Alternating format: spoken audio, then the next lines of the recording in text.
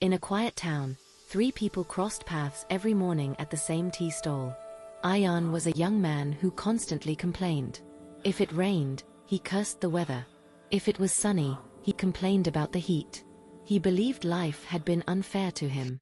Sarah was a schoolteacher who listened more than she spoke. She had her own struggles, yet she carried a calm smile and a habit of gratitude. Baba Rahim was an elderly man who owned the tea stall. His clothes were simple, his hands were wrinkled, but his eyes were full of peace and wisdom.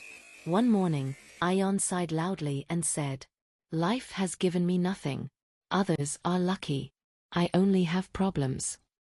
Baba Rahim gently looked at him and asked, "Tell me, son, did you wake up today?" "Yes," Ayan replied. "Can you walk, see, and breathe without pain?" Baba Rahim asked again. "Yes," Ayan said, "but that doesn't change my problems."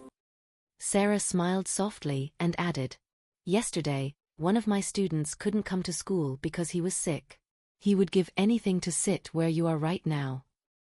Baba Rahim then placed 3 cups of tea on the counter. One cup was cracked, one was plain, and one was beautifully designed. "All 3 cups hold tea," he said calmly.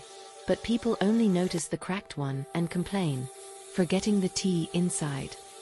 Ayan fell silent. For the first time, he truly looked around. The warmth of the tea, the rising sun, and the people who cared enough to listen. His troubles were still there, but they suddenly felt lighter. That day, Ayan left the tea stall with a softer heart and a new habit, counting what he had, not what he lacked.